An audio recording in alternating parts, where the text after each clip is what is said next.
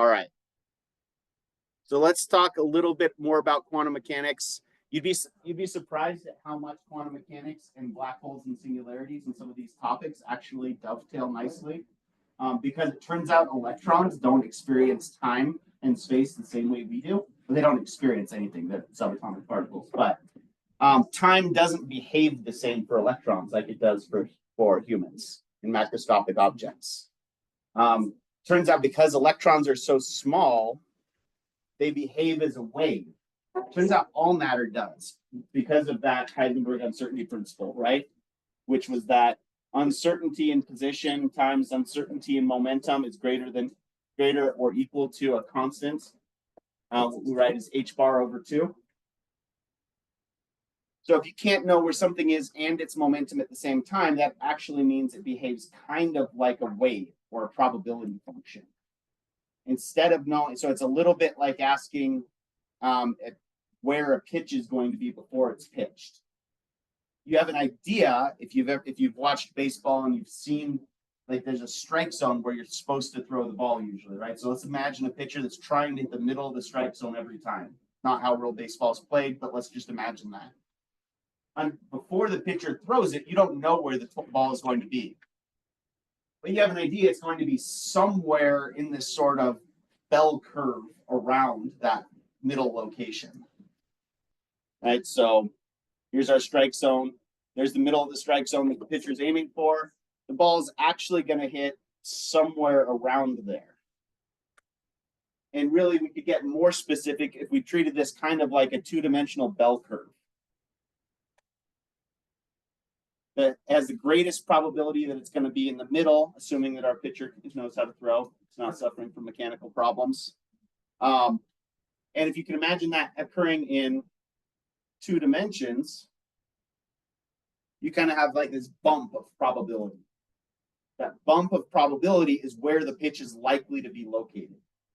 Well, where is the pitch? We don't know until we measure it, right? That gets back to that idea that when by measuring the system, we actually change it. Once the pitch happens, we can say it was right there. But until it happens, the pitch exists as this probability function. Turns out electrons are like that all the time, unless you very specifically measure where they are, to the point where you can do what's called the 2-slit experiment, which is basically if you shine, it first got discovered with light. So if you can imagine putting a light bulb, this is an old incandescent light bulb because that's the only kind I know how to draw. If you imagine light passing through a grate that has a little hole in it, basically a shield, and then we measure where the light hits over here. We actually get something that looks kind of like this probability hump. We don't actually get all of your photons go in a straight line and hit the exact same spot on the detector back here. When they pass through that slit, they actually get diffracted, and you get actually a sort of a wave pattern that looks like that 2-dimensional probability function. The brightest right here in the middle, but it kind of trails off to either side. And it turns out if we do the same thing, instead of using a light bulb, we actually use an electron source. If we just spray electrons at this surface, they actually do the same thing. So something macroscopic like a baseball, we try to do the same thing with the baseball, where we basically make the strike zone a hole in the wall. All of the balls that make it through that hole are going to keep going in a straight line until they hit the detector, right? What this is saying is that once you get small enough, even if the electrons pass right through the hole, they actually turn into a probability function. They behave like a wave, even though they're matter, even though they have mass, because of this. We can even prove it in other ways too, but this is all a roundabout way of getting to how time affects this as well. So if you do this with 2 gaps, now when the light hits, we actually get an interference pattern where some of the waves cancel out the other waves. Anybody ever been in a wave pool at a water park? There's spots where the waves are the highest, right? And there's spots where even in the deep part where the waves are essentially non-existent, right? That's because if you have two waves hitting each other, the up part of one wave can wind up hitting the downward portion of another wave. And when that happens, they cancel each other out. And your net result is what's called destructive interference, where it looks like neither of them. Basically, you just add up their amplitudes. If one has a negative amplitude and the other one has a positive amplitude, they cancel out. And it turns out electrons and photons do that with each other, which is kind of weird. Not all that surprising, though, now that I've told you that electrons behave like a wave. Why wouldn't they behave like a wave? What's really weird is if you slow it way down and you do the two-slit experiment with one electron at a time, and then measure where each individual electron hits the screen back here, turns out electrons interfere with themselves. It's not a whole bunch of electrons that average out to a probability distribution. Turns out one electron passing through two slits at the same time interferes with itself as a wave, which is really weird. How can it both be matter and acting as a wave passing through two slits at the same time if it has mass? And it gets weirder. Turns out if you, instead of measuring just where they hit back here, if you also measure which slit the electron goes through, it stops interfering with itself. Basically, by measuring which slit it passes through, you force it to behave like a particle. The act of measuring the system actually changes the system. If you do that, you just, instead of getting this interference pattern of waves, you actually get just two bright spots where they don't interfere with each other at all. And one of the theories as to why this is because it's been put forth by some fairly well-known and well-respected theoretical physicists have suggested that there's only one electron in the universe. It just doesn't behave according to our rules of time. So it can be everywhere at the same time. Something that has more than one electron is actually the same electron in that different spaces simultaneously. And turns out the math actually kind of backs that up. But it all comes down to what fundamental assumptions do you start from? You start from one assumption. Usually those two basic, the one assumption is either the universe is infinite or it's not. That seems kind of far removed from electrons and how many electrons exist in the universe. But it turns out a lot of things stem from that one fundamental assumption. Now, am I going to ask you about any of that? Unlikely. Maybe I might ask you briefly to describe what the two-slit experiment was. I'm not going to ask you about how many electrons exist in the universe or why time is weird.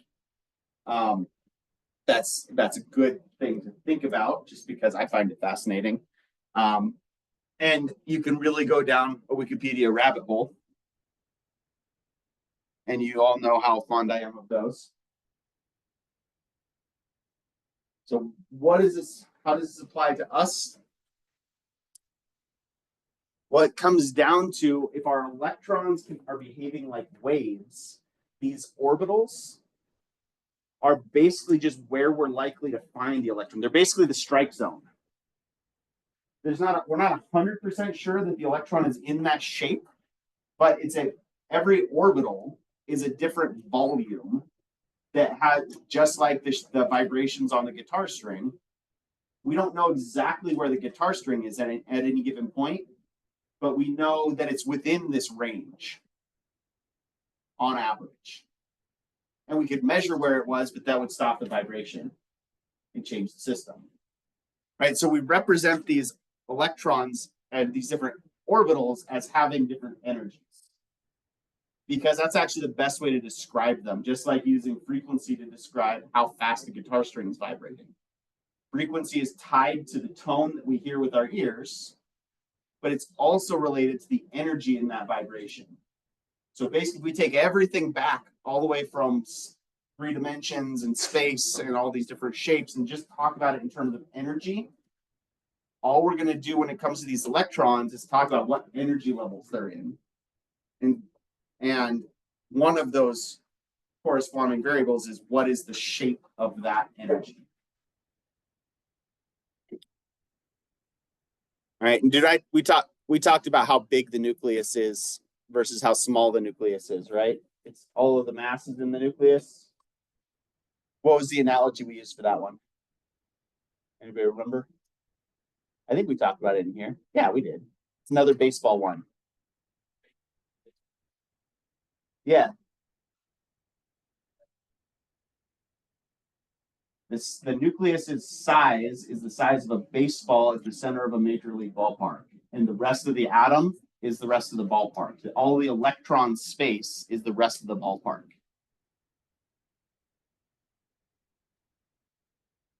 All right, and if you pick whatever professional sports venue you like, you're not qualitatively wrong if you wanted to say the soccer ball in the middle of Wembley or something like that. Whatever sport you have experience with. Ball sports work best, obviously. So here's just some figures that show what the different functions are that have those different energy levels. And in particular, and the thing to remember about these is that these functions that give us these shapes, they're three-dimensional functions. They're complicated functions. They exist partly in complex space, which means that imaginary numbers are involved. But it's a lot like, they behave a lot like if you put a wave function into 3 dimensions in spherical coordinates. So when you first learn about waves in math, who's taken trig? A couple people, right? What's the function that you use to represent a wave? Sine, usually, right? These orbitals are basically sine waves in spherical coordinates. So they tend to have vaguely wave-shaped things, but they're also in spherical coordinates, which gives you these weird figure eights.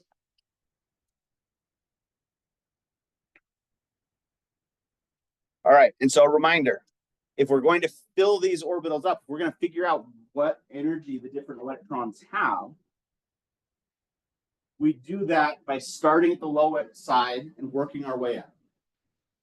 Right, we're going to start by filling at the lowest energy orbitals first,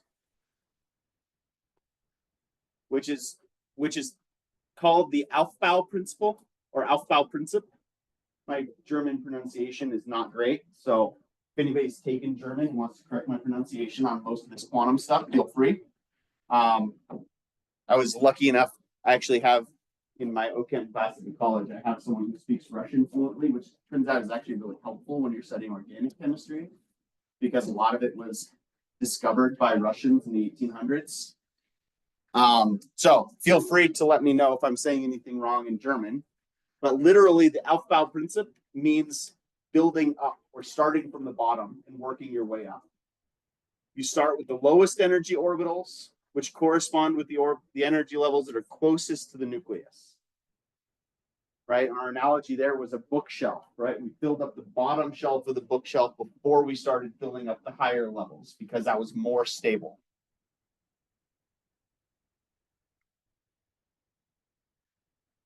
All right.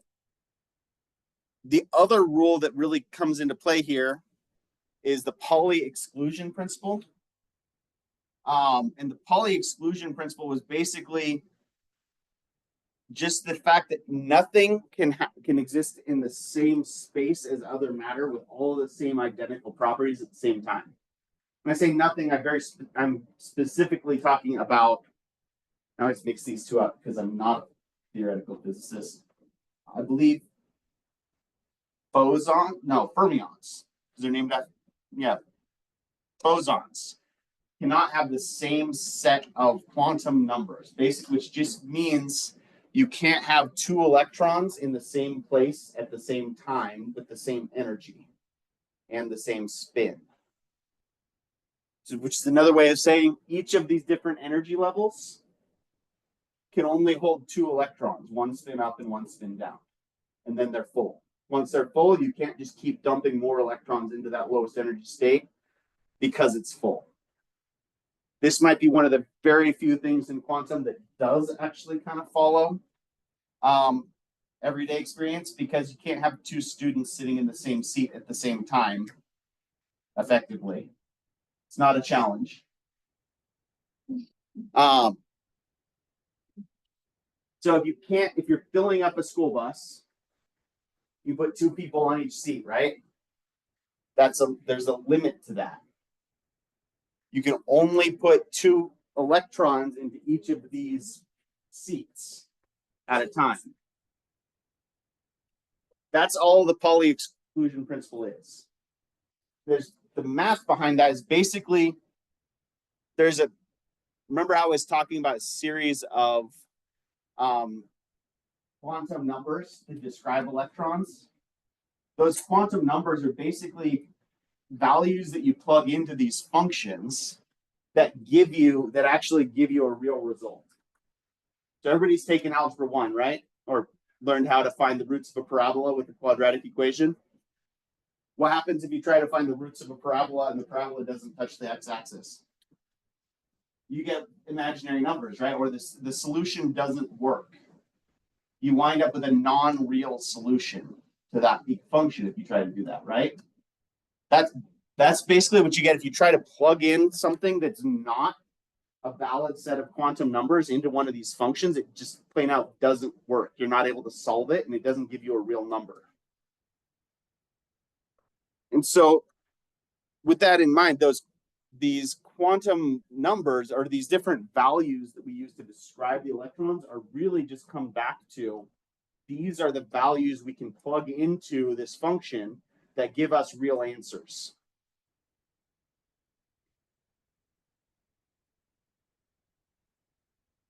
All right, so if we're trying to start at the bottom and work our way up, every orbital, every line can hold two electrons, one spin up and one spin down. And again, going back to the quadratic formula, it's like if you had a symmetric parabola, that you're going to get a positive answer and a negative answer, but they're going to be the same number with opposite signs, right? In the case of spin, basically you can either put in plus 1/2 or minus 1/2 into the same function and get the same answer out. So that's the basis of each of these orbitals can hold two electrons. Is that spin up and spin down give you the same value, but you started with opposite signs. Right? And that's why it's not physically spinning. The chemistry meme for this that the chemistry instructors share with each other is, spin is easy. Electronic spin is easy. It's like, imagine a ball and it's spinning, except it's not a ball and it's not spinning. Helpful, right? That's basically what I'm saying about spin here, is you started from the opposite sign, but it still gives you a real answer when you plug it in. And then the last rule to learn here when it comes to filling out these arrows is Hund's rule.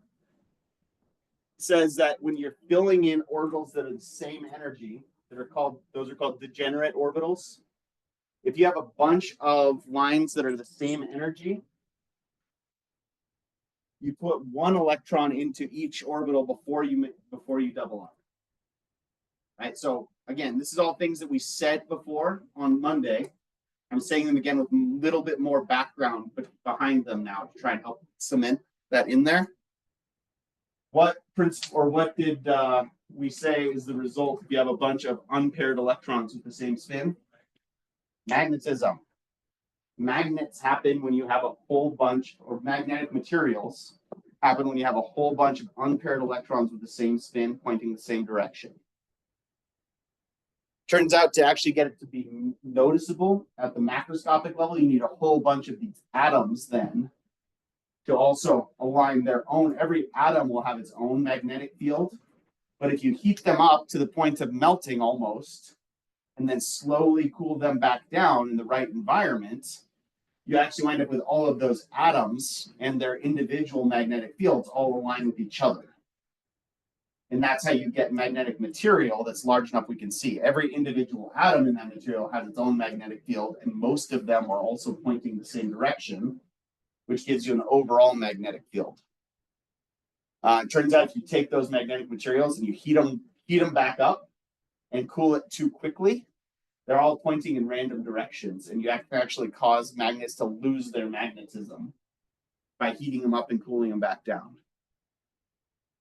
That temperature, I think it's the Curie temperature, is some of the work that, I think that's in reference to Pierre Curie, not Marie Curie.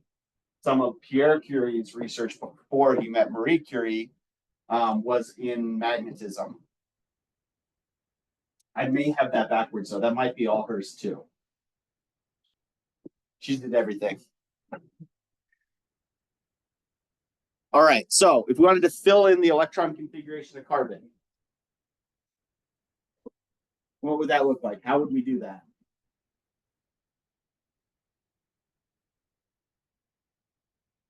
We have a 1s orbital, we have a 2s orbital, we have a 2p orbital. We need a total of 6 electrons. I heard someone say it already.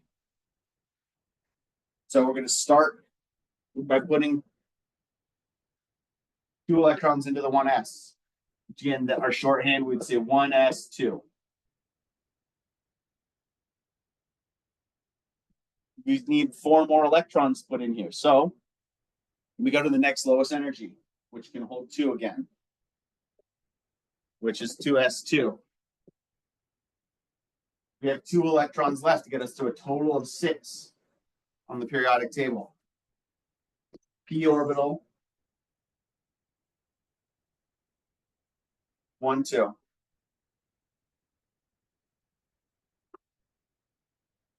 But does this mean that carbon is magnetic?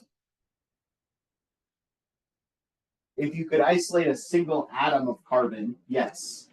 That single atom of carbon would have a magnetic moment to it. However, sorry, let me finish the shorthand here. 2p2.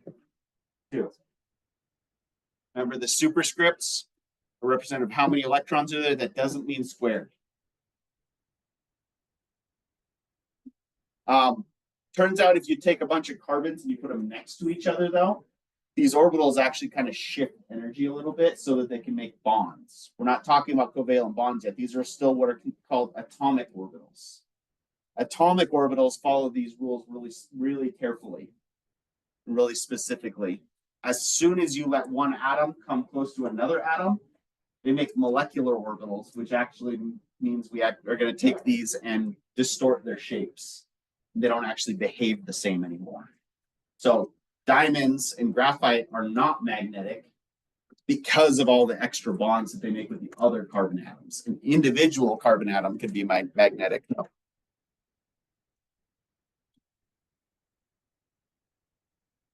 All right.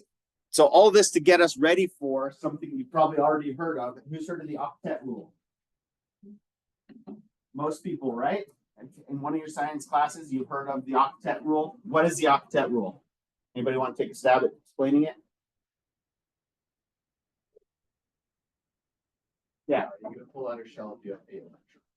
You get a full outer shell if you have 8 electrons. What's significant about having a full outer shell? I won't need any. So you get like noble gases. You get you get noble gases. Basically, things get more stable when all of your orbitals are either emptied or filled. So things tend to exist in their most stable state. So if you have a whole bunch of atoms around, they're going to tend to try to move electrons around so that everything either has a full outer shell or so that all of its orbitals are either full or empty. So that leads to a case where a lot of materials become more stable when they get to a total of 8 electrons in their outermost energy level. What's the outermost energy level called? Anybody know that term? Jason?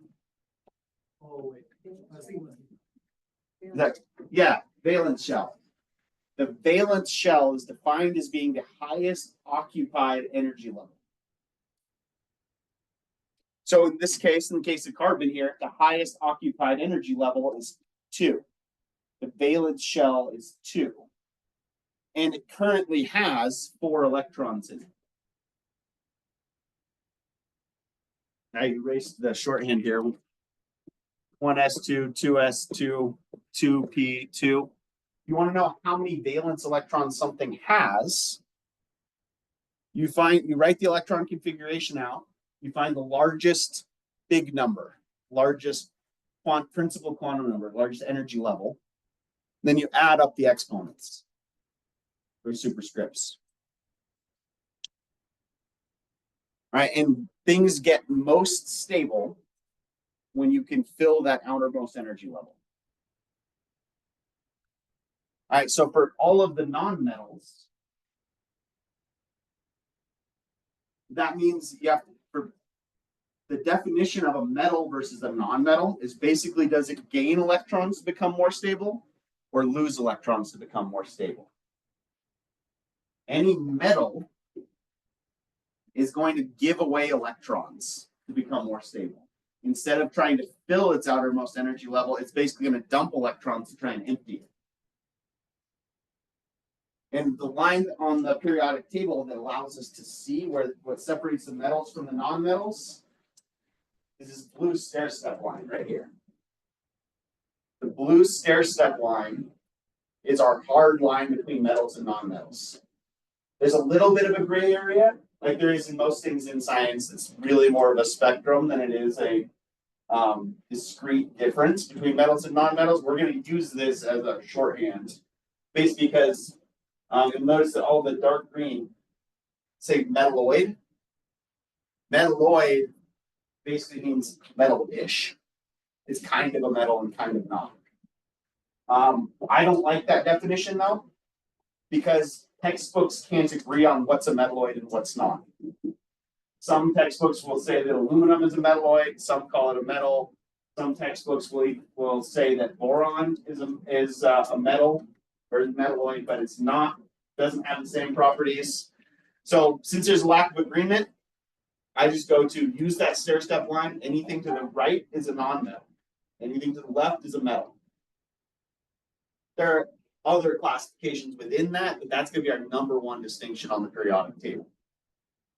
Right? And the reasoning for that is anything to the right of that line, it's easier for it to gain electrons to get to a full energy level than it is to lose electrons.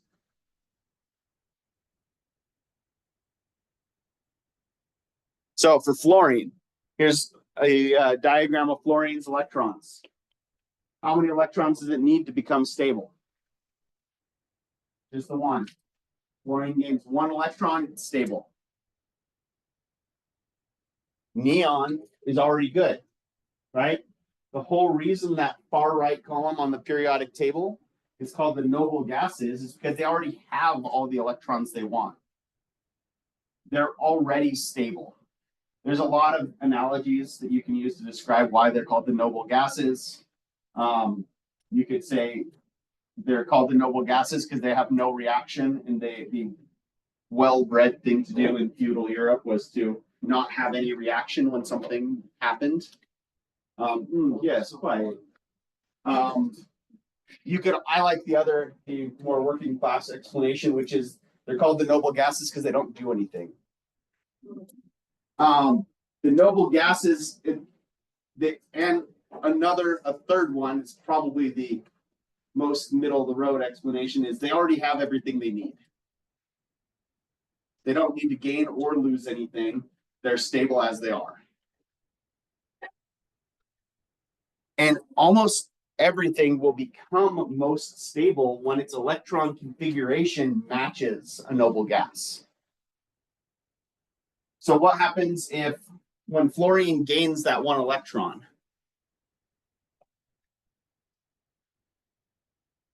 So here's fluorine. When fluorine gains that one electron, what's its charge going to be?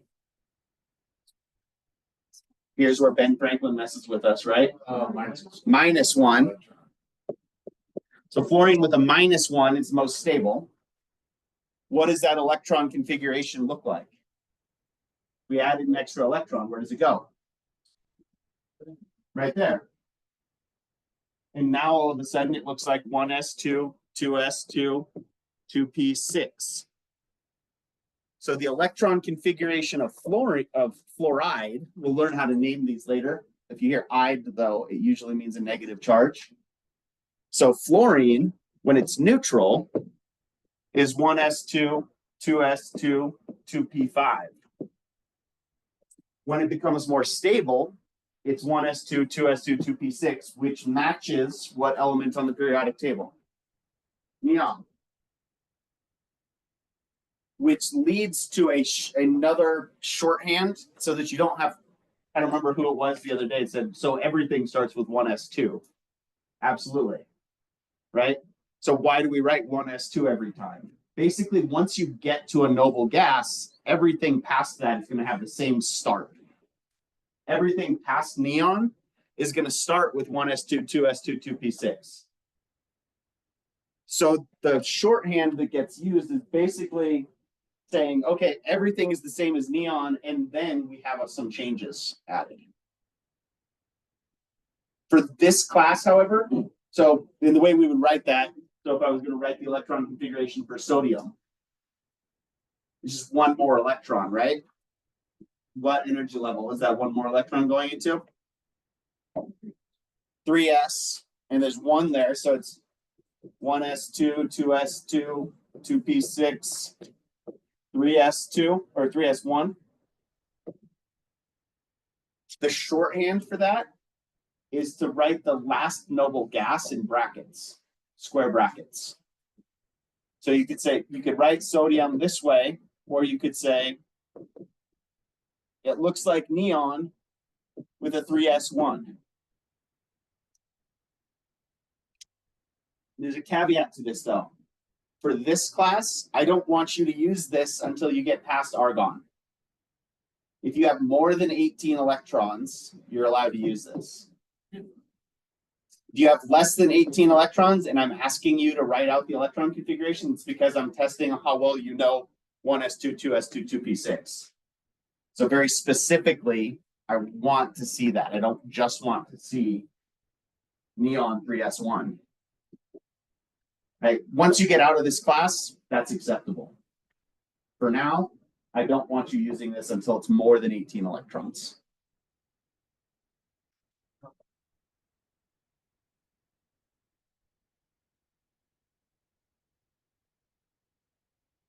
All right. And this does extend, right? We talked about how the D block is offset by one row. Right, so what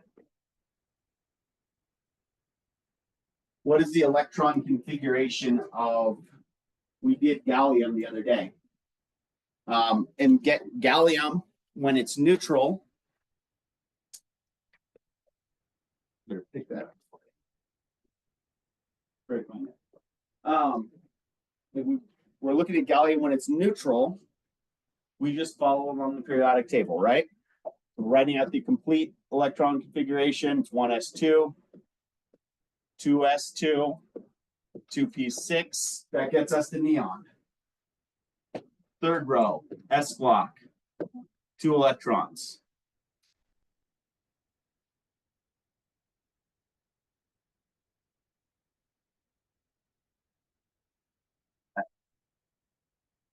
Three, P6. Fourth row, S block, 2. 3, now we're in the D block, but the first D orbital actually belongs to N equals 3. And it can hold 10 electrons. And then we're back to 4, P1 for gallium. If we're going to keep going past that, it would be 4p6 if we're talking about something in the 5th row. The shorthand then would be what? What's the last noble gas before gallium?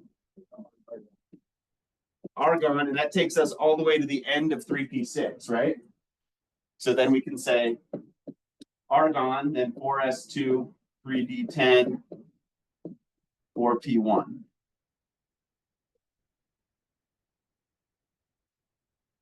If the abbreviations don't make sense to you, don't use them.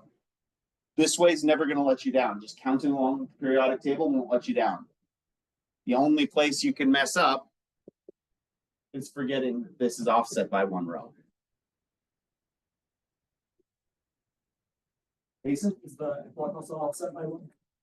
Close. The F block, which is the ones at the very bottom, are actually offset by 2 rows. Because remember, every time we go up in energy level, we add a new type of orbital, right? So we went from n equals 1 to n equals 2, we added a p orbital. When we go from 2 to 3, we add a d orbital. When we go to 3 to 4, we add an f orbital. So the first row of the F block, the ones in light pink there, lanthanides, are actually in the 4f orbital. So your d block's offset by 1 row, your F block's actually offset by 2 rows. And I think, yeah, there we go. Next slide. Because the periodic table really should look like this.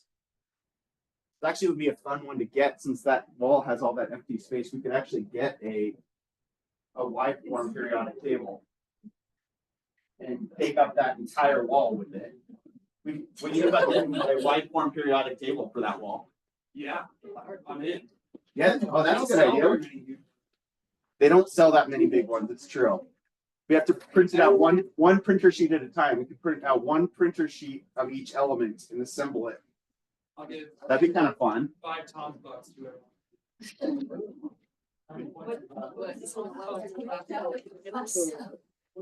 What's the ratio of a Tom's buck to a Ryland nickel?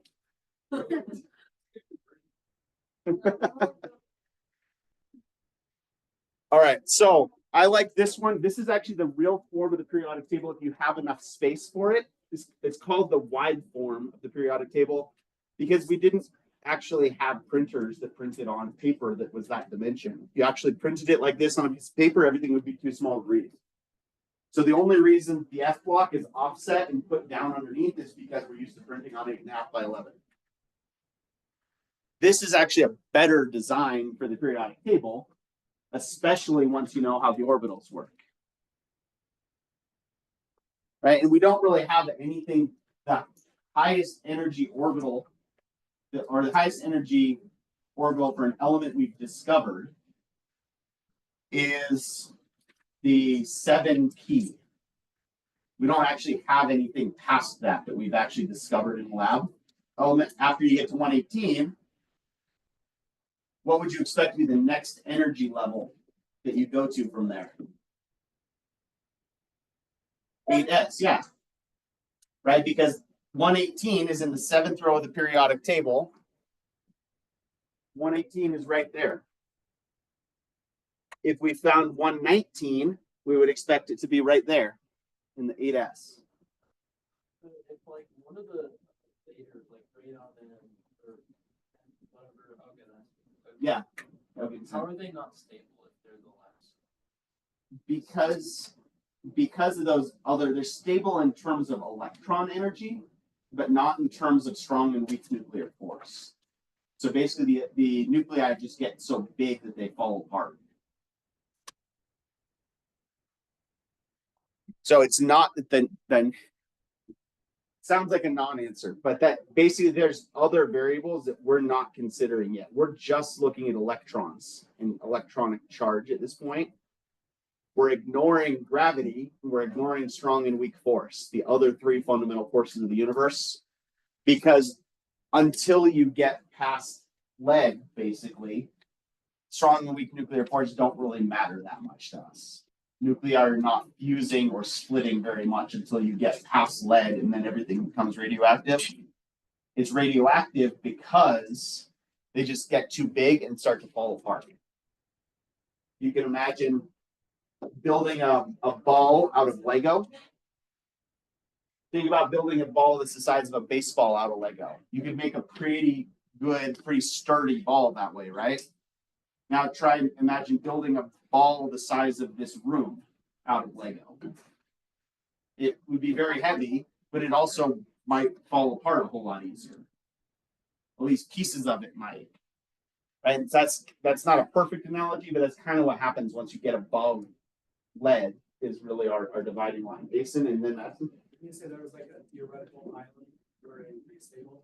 Yeah, so when you get to about, it's predicted based, if you listen to theoretical physicists, which you always want to take that with a grain of salt, they predict that there should be some relatively stable. When I say relatively stable, I mean they'll still be radioactive, but they might have half-lives in the realm of like a year, 10 years, or maybe even 100 years, compared to 118 that has a half-life in the microseconds. So that island of stability is predicted to be between, I think, 122 to 125. Maxim? Do you use the F block less if you're unstable, or do you use equal? If you look at what's part of the F block and what's past the F block, so lead shows up all the time. Basically, up until 82, you can have, there are radioactive isotopes, but mostly they tend to be relatively stable, or at least have a stable isotope. Like, you know, all of these ones are rare, but they're actually stable. It's not until if you look at the second row of the F block and the stuff past that, they start getting really unstable. Uranium's pretty stable. It's got half-lives measured in the billions of years for some of the isotopes, but most of the other stuff here is pretty unstable. You notice a whole bunch of them are named after places in California. That's because those are the ones that were discovered in Berkeley for the most part, the Lawrence Livermore labs, or in conjunction with Stanford, partly as a corollary to the Manhattan Project. Part of the uranium and plutonium enrichment that happened in the Manhattan Project was a result of building a particle accelerator in the Bay Area in Palo Alto. And so Berkeley and Stanford collectively wound up discovering a whole bunch of new elements as a result of that, which is why you get berkelium, californium, americium, how do you say it? Americium. But it's spelled like America. Most of those ones, Lawrencium, literally named after Lawrence Livermore.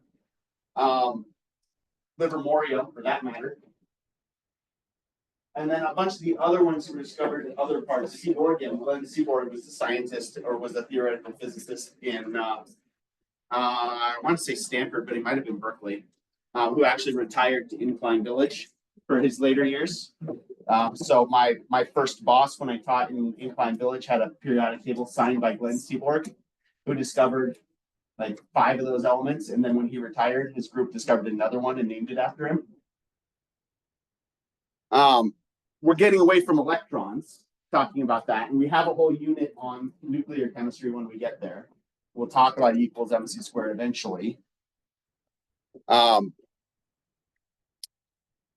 of the things, though, I want you to take away today is that the periodic table shape is kind of arbitrary, which seems weird that it's so uniform. Like every periodic table pretty much looks the same, right?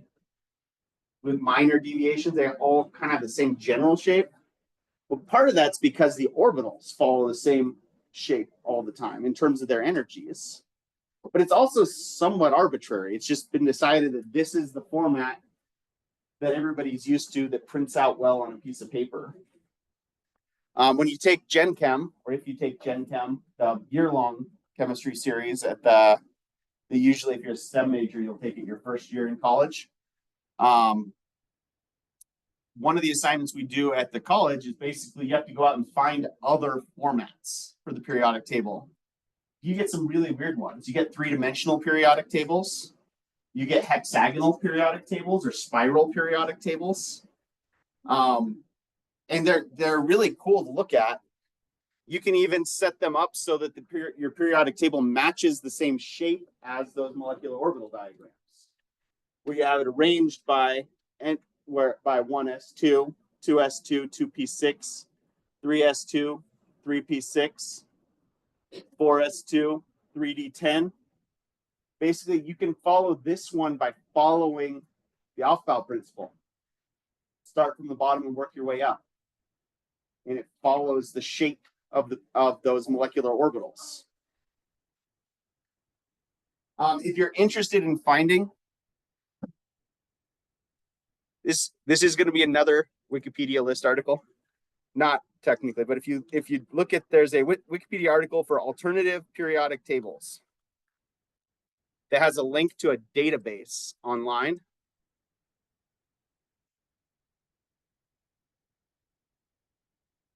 You can find some really interesting ones in there. So it's called the 8-group periodic table, where you wind up with two rows per group. That one's not particularly useful, but it's showing you kind of the history of it. I like these ones are really cool, although you can't really see all the ways that they work unless you print them in 3 dimensions. If you put them in 3 dimensions, they actually look like a tetrahedral prism. Not prism's the wrong word, because I think that means its sides are all parallel.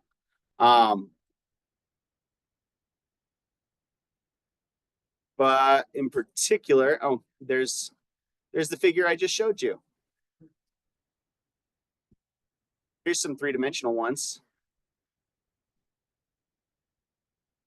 We can set it up as it kind of goes in spirals in 3 dimensions, almost like a Christmas tree.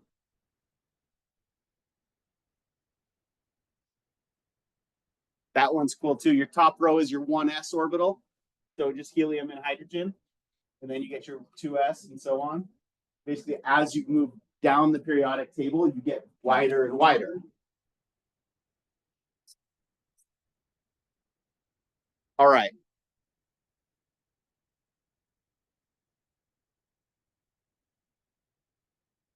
We'll have a short lecture a little bit today. Finish a little bit early. I think everybody will be okay with that on a Friday afternoon.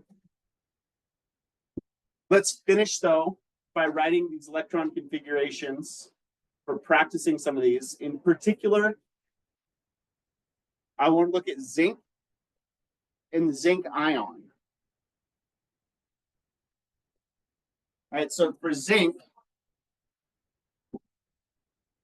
we can just adapt the one that's already up here, right? If we're trying to write it from scratch, we go through our normal process. But if we're looking at the periodic table, where is zinc relative to gallium? 1 less. So we have 1 less electron here. Which electron do you suppose is missing? The 4p1, the highest energy one, right? We're going to take an electron away. It's going to be the highest energy electron.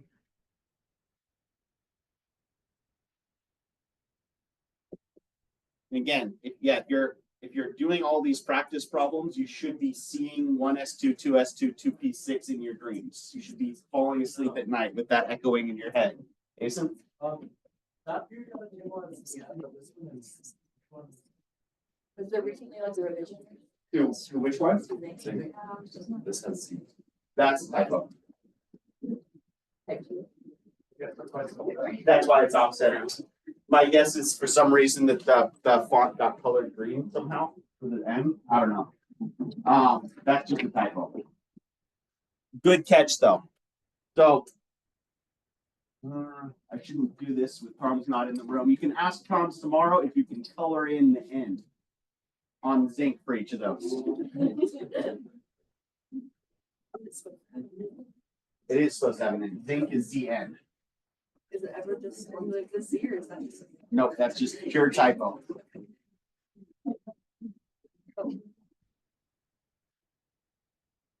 All right.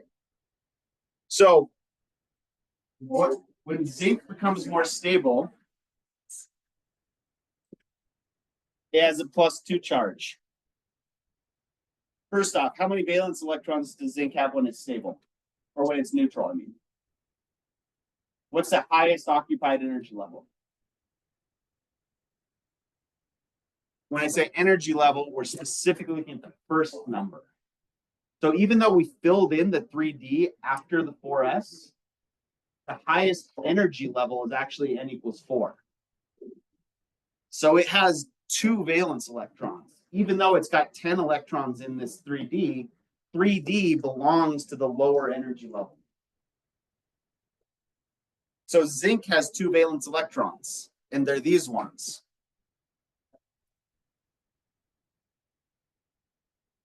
Exactly, the last s electrons you added are the valence electrons. Oh, so even though it's behind the 3D10, it's still. Exactly. This is why we're taking the time to go over this one, because when zinc gets more stable, it becomes a +2. So it lost 2 electrons. Which electrons do you suppose it lost? The 4s2. So 1s2, 2s2, 2p6, 3s2, 3p6, all that's the same. 3d10. So when you fill an orbital, the reason for the octet rule was that things get more stable when they have all full or all empty energy levels, right? The 4th energy level is not full, it's partially filled. The 3rd energy level is now completely filled. Basically, when you completely fill an orbital, even if it's not the entire energy level, when you fill that d orbital, it becomes more stable. These energy levels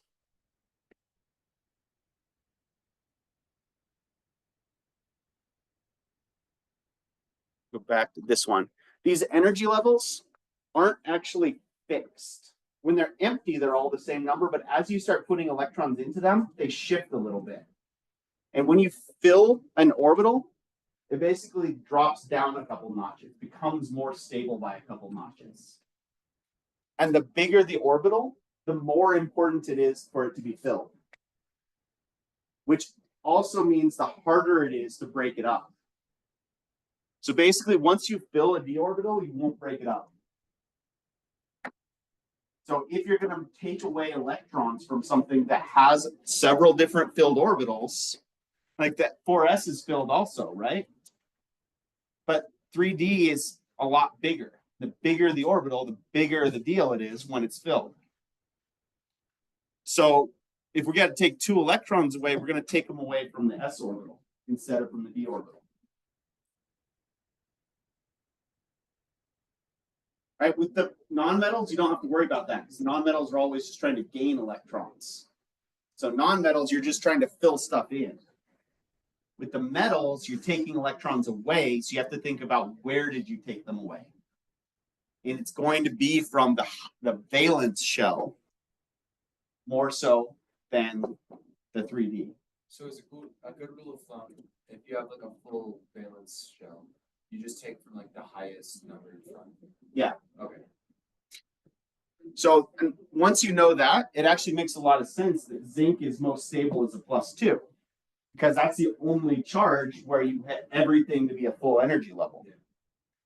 If you try to make zinc a +1, it's going to be really unstable because you're going to be sitting with the 4s1 by itself. So for the most part, though, remember how I said that these energy levels kind of shift a little bit as you're filling them up? The D block has sort of a lot of irregularities to it. Because as you're filling up the D block, it shifts up and down a little bit. So for this class, I'm not really going to ask you about electron configurations that are in the middle of the D block. Because if it's in the middle of the D block, some weird stuff can happen. Yeah. It would be really unstable and it would steal electrons from something else really quickly. Let's see, what's a good example of that? Copper. Copper is a good example of that. So copper, silver, and gold all have an irregularity into their electron configuration in that when you're placing that last electron, if you look at copper in particular, you get it's still argon, right? And then you would get 4s2, 3d9. But that last electron, instead of putting it into the 4s, we put it over here, we actually get a full d orbital, which is more stable than having a full s orbital. So copper's electron configuration when it's neutral is actually 4s1, 3d10. And silver and gold do the same thing, except with 5s1, 4d10, or 6s1, 5d10. And it's weird because it also means that copper actually can have two different charges when it becomes most stable. Most of the non-metals have one particular charge where they become more stable. And the metals in the first two columns of the periodic table, when the D block's not involved, they have one possible charge when they're more stable. The transition metals in the D block sometimes can have more than one possible charge. Copper can be a +1, which just corresponds with wiping this one out. But it can also be a +2, which means you would actually be taking one out of a full d orbital to do that. But copper +2 is not very stable. Copper 1 is more stable, so it'll actually, if it's around the right other elements, it'll steal an electron back to get to being a +1. Right, so all that to say that the D block is where most of the irregularities show up, which is why I'm not going to ask you about the irregulars specifically. On the midterm, when I ask you to write out an electron configuration, if the D block or the F block is involved, I'm going to have you go, it'll either be completely empty or completely full. Other than I might show you this and say, why is that the case? And have you explain. I'm not going to ask you to memorize it though. Does that seem fair to everybody? I don't like memorizing for the sake of memorizing, despite what the elements quiz might have you believe. I don't have all of those exceptions memorized. I know a lot of them that I picked up here and there, but there's just too much. You can explain all of them, but you get into these really kind of fine fiddly details that wind up being beyond what we need to focus on to get the big picture for right now. All right. Last question, and then we'll be done for the day. How many valence electrons does zinc have when it's a +2? It had two valence electrons when it was neutral. 8. You have a bunch of answers, right? Its valence shell was 4, and it had 2 valence electrons, but it lost those. So one way of thinking would be to say now it has 0 valence electrons, but remember valence is defined as the highest occupied energy level. So now it's got 18. All of these count. So, but these ones aren't going to react really ever. They're important for some properties of zinc as an ion, but we don't really think of them as valence electrons as much because they never react. Once you get to this point, it's going to behave like a noble gas. They don't do anything. All right.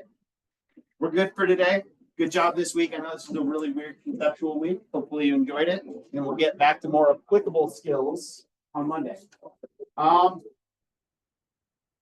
There will be a quiz on electron configurations over the weekend since we moved the elements quiz to Thursday, but it'll just be basically write out a couple of electron configurations for practice. You know, all the data that were with 36 Yes, or at the very least to the same number of decimal points usually. Okay, all the data were like Yeah. Yeah. Okay. Good call. For the test, are we going to be able to test it? Once it's more than 18 electrons. Okay, so like a feedback, or can we just? No, you can do it the long way if you want. Okay. Good.